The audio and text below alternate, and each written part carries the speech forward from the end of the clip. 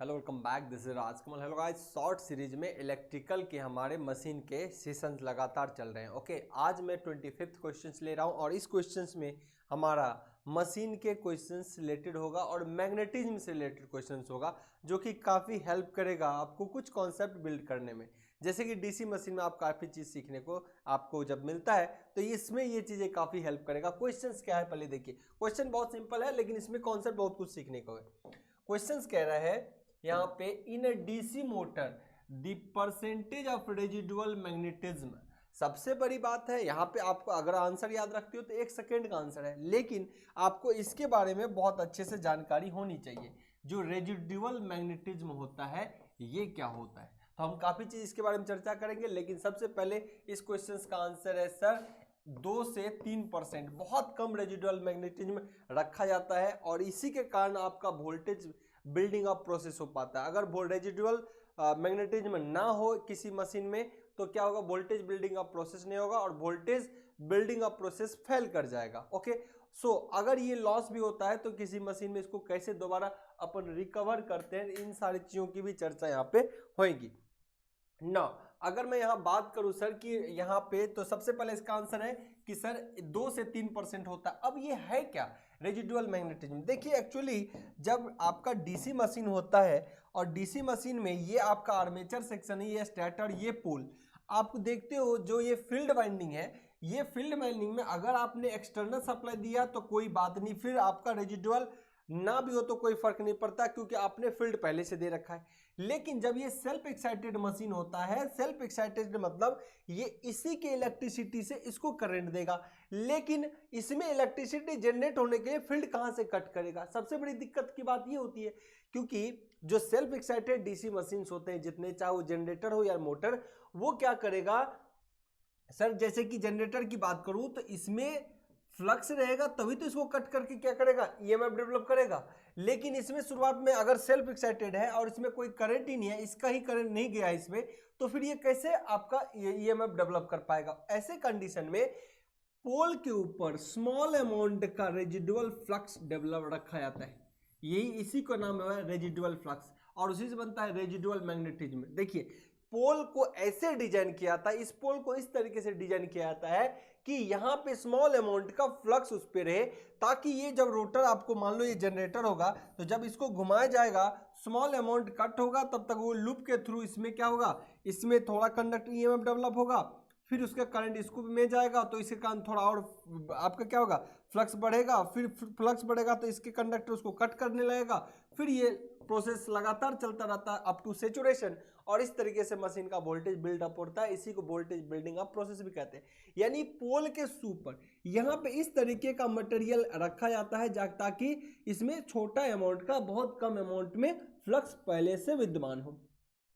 ये तो रही बात कि अब ये मटेरियल किसका होता है, तो सर यहाँ पे फेरोमैग्नेटिक स्टील का इसीलिए इस्तेमाल करते हैं। क्या फेरोमैग्नेटिक स्टील का इस्तेमाल करते हैं, फेरो मैग्नेटिक स्टील का इस्तेमाल किया जाता है। ओके, इसीलिए यहाँ पे फेरोमैग्नेटिक स्टील का इस्तेमाल किया जाता है ताकि स्मॉल अमाउंट का यहाँ पे फ्लक्स प्रेजेंट रहे, इसी को रेजिडुअल फ्लक्स भी बोला जाता है। ओके ना, अब ये अगर क्या होता है, रेजिडुअल फ्लक्स लंबे समय के बाद जो आपका रेजिडुअल मैग्नेटिज्म है, ये लॉन्ग टर्म अगर आपका मशीन बंद रहा 5 साल 2 साल 4 साल या साल 2 साल, तो ऐसे कंडीशन में ये लूज हो जाता है, खत्म हो जाता है अपने आप। तो इसको दोबारा से कैसे लाया जाए, तो दोबारा से रीइंस्टॉल इसको किया जा सकता, मतलब इसको क्या किया जाए, नॉर्मल एक तरीका होता है, अगर इसमें नहीं है इसके तार को हटाइए, इस पे वाइंडिंग कर दीजिए और बैटरी को नॉर्मल सप्लाई दे दीजिए। नॉर्मल बैटरी सप्लाई देने से क्या होगा, करंट जाएगा और इससे फ्लक्स निकलेगा, और फिर इसको हटा दीजिए तो थोड़ा सा एनर्जी स्टोर कर लेता है। इसमें क्या होता है, फिर से थोड़ा सा रीगेन कर लेता है और थोड़ा सा फ्लक्स फिर से स्टोर करता है।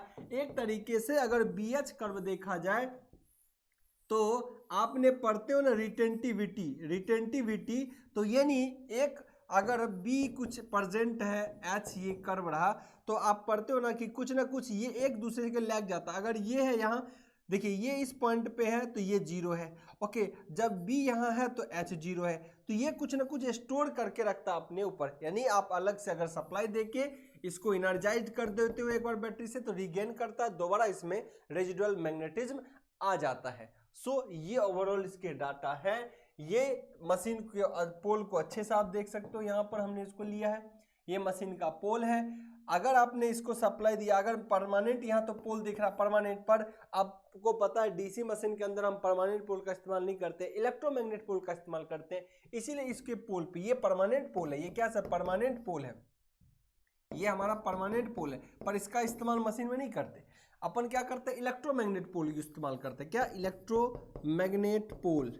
इलेक्ट्रोमैग्नेट पोल मतलब इलेक्ट्रिकल सप्लाई देके पोल का डेवलपमेंट करते हैं। लेकिन इलेक्ट्रिकल सप्लाई तब देते हैं जैसे सेल्फ एक्साइटेड है।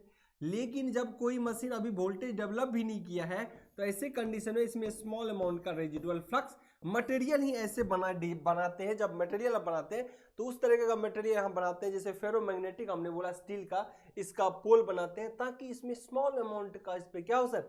स्मॉल अमाउंट का फ्लक्स हो, जिसके द्वारा पहली बार ये कट होगा तो इसमें करंट उत्पन्न होगा, तो ये फिर यही करंट इसको डिलीवर करता है, जिससे वोल्टेज बिल्डिंग अप प्रोसेस होता है। आपने पढ़ा होगा एक वोल्टेज बिल्डिंग अप प्रोसेस।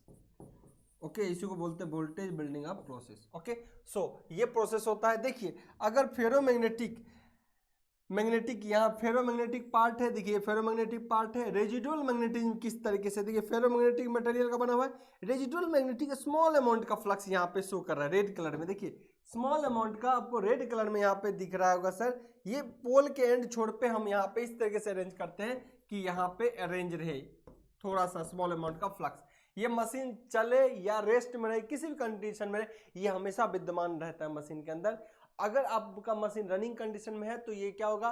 क्योंकि तब तो लार्ज फ्लक्स इसका कंडक्टर के द्वारा ही उत्पन्न होगा, तब तो ये बहुत स्मॉल हो जाएगा। लेकिन ये बंद भी हो जाए तो ये नैरो अमाउंट, मतलब बहुत कम अमाउंट में रेजिडुअल फ्लक्स उस पर बचा रहता है फेरोमैग्नेटिक के तरीके से, फेरोमैग्नेटिक स्टील में। ओके, सो यही है, स्टील जब डिजाइन होगा तो स्मॉल अमाउंट का फ्लक्स आपको दिखाया गया है। और जब आप इसमें बहुत ज़्यादा सप्लाई देते हो तो ये तो छोटा अमाउंट वाला है ही, प्लस बहुत बड़ा फ्लक्स का लाइन तो इससे होकर गुजरता ही है, बहुत ज़्यादा फ्लक्स का लाइन इससे होकर गुजरता ही है। तो आई होप, मैं उम्मीद करूंगा कि फेरोमैग्नेटिज्म जो आप जानते हो, ये जो मैग्नेटिज्म है आपके रेजिडुअल मैग्नेटिज्म है या रेजिडुअल फ्लक्स है, ये किसी भी मशीन के पोल पे रखा जाता है और ये इंस्टॉल रखना ही पड़ेगा।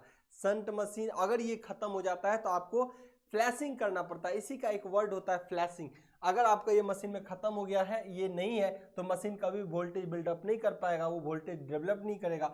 इसीलिए आपको कई बार क्या करना, तो मिस्त्री के पास जाओगे, इसका सप्लाई हटा, कनेक्शन हटा के, जो सेल्फ एक्साइटेड होगा उसका कनेक्शन हटा के अलग से बैटरी देके स्पार्क करेगा। इस प्रोसेस को फ्लैशिंग भी बोला जाता है। आप ये भी ध्यान रखना, ये भी ऑब्जेक्टिव टाइप के बारे आता है कि अगर आपका वोल्टेज बिल्डिंग का प्रोसेस सक्सेस नहीं हो रहा, रेजिडुअल फ्लक्स मतलब खत्म हो चुका है, तो क्या करते हैं?